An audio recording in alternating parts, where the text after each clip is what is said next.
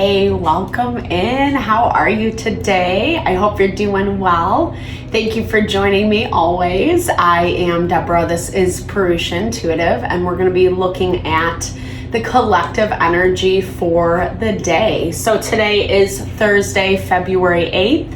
Happy Thursday. Almost another week down. Hopefully your week is going well.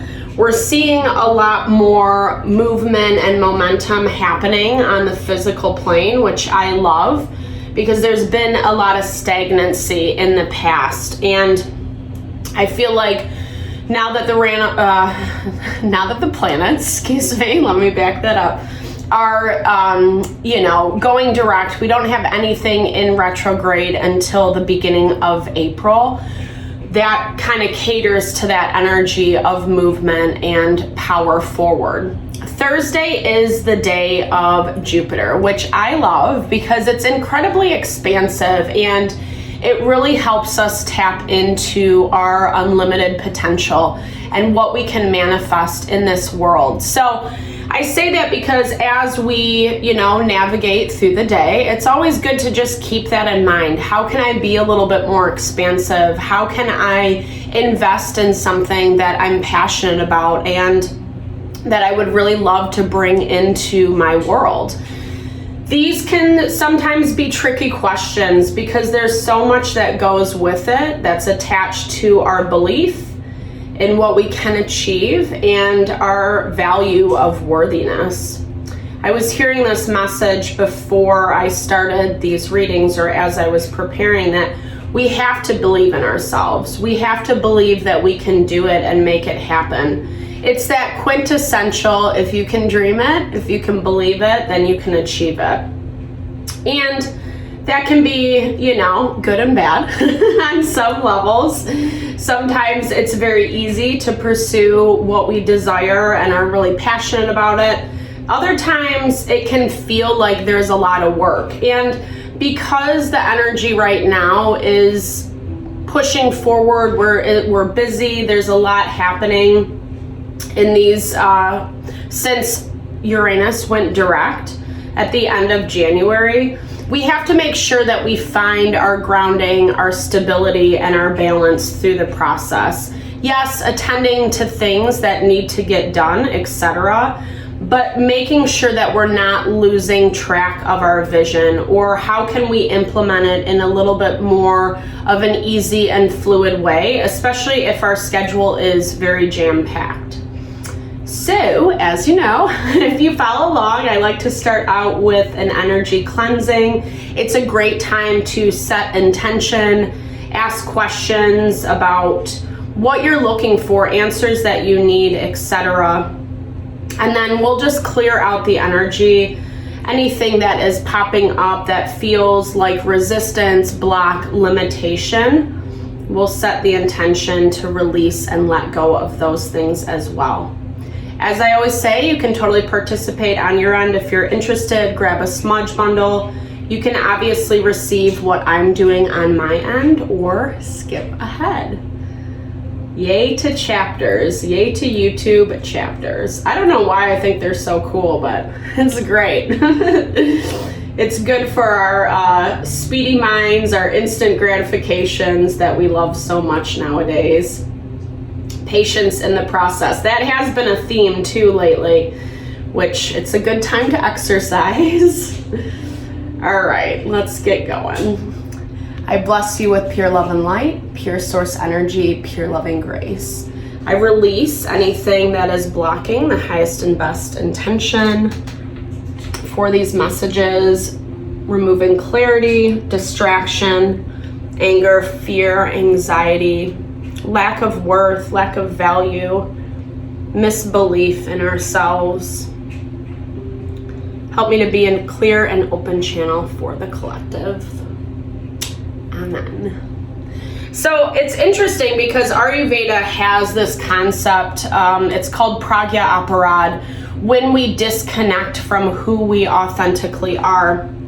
I was thinking about how anytime we're pursuing anything that we want, anything that we desire, like I said, we do have to kind of create a bit of a schedule or routine around it, making sure that we are giving it the time and attention that's needed.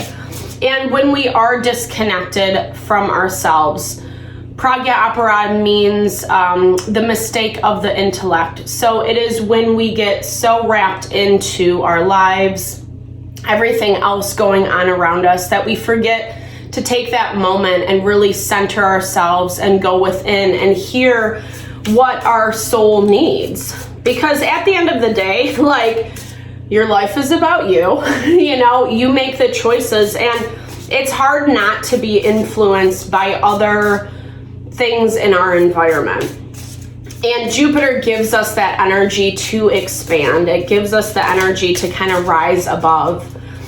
I like it today too because Jupiter has I'll take that back. It has mostly harmonious aspects. I like that it is trying to Black Moon Lilith. So Black Moon Lilith is kind of that tricky energy. It's like throwing the bait. Are you going to take it? You know, and this is more related to things that really aren't serving us, but we can see through it a lot more. The challenge right now is our emotions and how we feel about the changes. There's a part of us that wants to, you know, turn a blind eye or pretend it's not that bad or hope that it's going to get better, when in fact we know exactly what it is underneath. And the more that we can balance that masculine and feminine energy, taking care of ourselves, making things happen, right? The masculine potential is what pushes us forward. The easier we're going to be able to overcome some of those things, those places of doubt or feelings of lack of worth, etc. I like the energy lately. Like, Spirit is really encouraging us to move forward. Oh, Sarah doing? I don't know if I'm pronouncing that right. I don't know why I can't read that. Transformation, knowledge, magic. So there is this value, like I was saying earlier, of patience in the process. There's a lot of reshuffling happening. I know I keep saying that, but it is just legit true. And the astrology really shows that. And it's showing up in our daily lives as well. Some of us might be going through bigger transformations. Some of us, you know, we're just changing things here and there that honor, that support our life a little bit more. But we have to tap into that knowledge of what we're changing and making sure that we're not clinging on to the old too much. Peace walker, peace, gentle forward. It's choosing, so going back to that balancing of the masculine and feminine energy, it's choosing to be kind and gentle and empowered within ourselves through the modality of wisdom versus going after attacking people, places, and things that, you know, whether we feel like they're against us or they're a block or they're an obstacle, okay, you know, okay. Like, validate yourself, hear how you feel, bring awareness to that, but don't get sucked into that energy because it is going to rile up that fire, that masculine principle. And even if it is justified anger, the more we attach to it, the more we cling on to it, the longer it keeps us connected to those things, to those people, those places that we feel very, betrayed by. We feel like they really did us wrong. And that message of peace has been coming through. Nature is such a good way to ground, especially with this tree spirit. So trees are obviously incredibly strong. Their roots go down as high as the tree goes up, which I think is a really cool thing to think about. When we are really grounded in ourselves, we know ourselves through and through, right? We can tap into the higher chakras, the higher or more subtle energies, the spirit world, but we have to make sure that we're staying grounded in the practical, into the day-to-day. And the stronger that we can make either side, the more fluid and easier it is to navigate, especially the more challenging things. And I feel like Today, it is a lot about finding your groove. It's about finding that stability, finding the grounding in the new way of being. Yeah, the Morangan has been coming up for us a lot lately. I really like her power too, because she really is, a warrior goddess. She fights for us when we need it, especially when we are overcoming more difficult adversaries, when we are feeling angry, when we're feeling unheard, when, maybe we didn't get closure from a relationship, or a cycle from before. The Ten of Swords popped out. So there's a lot of fear around repeating past mistakes is what I'm hearing. And that's why Spirit's really asking you to just recognize there is a lot of change happening, and to be gentle with yourself, pursue it in that way of peace, but also grow in your strength, in your stability. Those boundaries, gosh, these are all over today. Those boundaries that we've been seeing or need to set in place. Because there is a lot of pain here. Whether this pain is coming from you or from those you've dealt with in the past, it's still a relevant part. And we've been seeing how that pain, that sadness, that grief, again, is continually connecting us to those lower vibrational energies. And again, I'm not saying don't feel your feelings. I think that's really important. We want to make sure that we honor and respect. Even if we didn't get closure, it's allowing ourselves to create that closure so we can move forward. So we're not getting so sucked into the hubbub, right? The things around us. Yeah, because those aspects, the things that didn't work out, the Six of Wands, it's people, it's situations pursuing their own best interest. And not really caring like how it affects or how it plays into you. And this is a lot of what mirroring energy, relationship energy brings, is it's an opportunity for us to see how worthy we do feel. Do we feel like we do deserve? And we've had people in situations that have been reflecting back that we don't. Those are the things that we're trying to eliminate. Yeah, okay, so there's that Three of Swords. But it is hard. I do feel like there is some grief, obviously, with the Three of Swords energy. It's sadness because you're not getting, like I said, it's like a lack of closure. It's a lack of being validated, being heard. And so I feel like that's this part of you that's having a really hard time navigating through all the things that pop up. And unfortunately, with some of these people and situations, you probably won't get what you want. Because the Six of Wands really is about self-success. It's about what works best for them, for the other people. And like I said, not really taking you into account. So there's that Ten of Swords. We're getting a lot of double confirmations.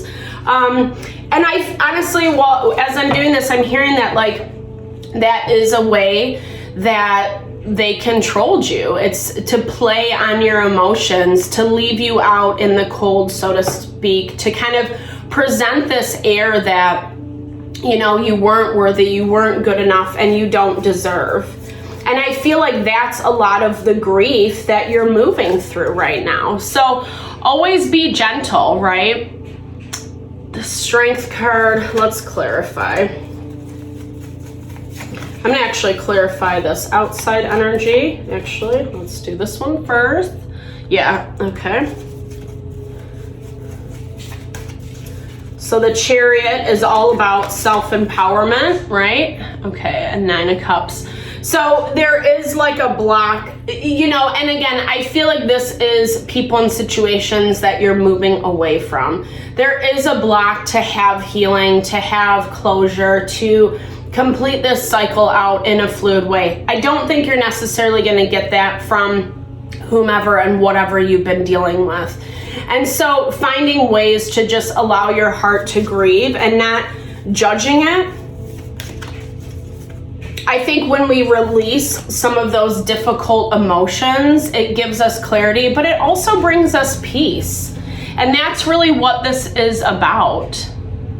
maybe you expected it to turn out in a different way. Maybe you expected them to come back or to apologize or to have an honest heart-to-heart conversation.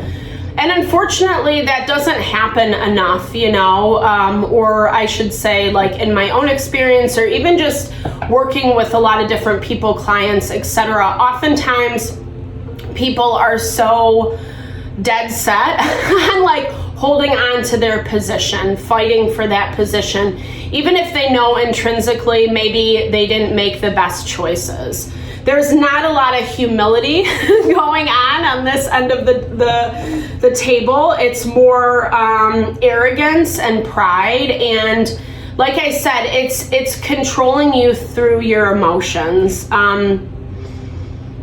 And I feel like this is, like I said, this is part of what you've been having to deal with, is look at people in the face who were saying one thing but doing another, or had a different opinion, or were just placating your ego, right? Lying to your face, essentially, is what I'm hearing. And I hear there is this part of you that wants healing, but I feel like at the same time, it's not coming through in the way that you had expected and hoped for. And that's okay. Like, sometimes we do just have to leave the past in the past. And Spirit is actually asking you to like broaden your horizons, going back to that Jupiter energy. Find new people, new community, new job, whatever it is that you're looking for, where you need more support, whether it's financial, emotional, mental. Maybe you need to book a session with a counselor or a therapist, or especially if you don't have that community around you. It's just finding practical ways to support yourself. Because, on your end, I think this is a little bit of a shell shock. It's not something you don't know, right? It goes back to Jupiter being trine to Black Moon Lilith. I feel like this outside energy is your Black Moon Lilith. It is the things that kind of dangle the carrot, breadcrumb you, make you feel like if you don't fall in line, then you're going to get punished or penalized. It's a lot of that energy. And I feel like the way you were approaching this relationship, this situation, these people, it was with the best heart, the best intention. You just weren't receiving that in return, Okay, yeah, so making the changes. The Wheel of Fortune is actually governed by Jupiter. So Jupiter energy wants you to expand. I also was hearing that Jupiter is about justice. It's about bringing justice to head. And we have to remember that. Even if on the outside we're not seeing justice come our way, especially with these more difficult energies, Spirit's saying, like, still believe, still keep pushing forward. Chiron and the North Node are in Aries. The more we choose our healing, the more we choose our evolution, the stronger we're going to be. Unfortunately, we have to flip our perspective, flip the script on how we've been showing up in our practical world.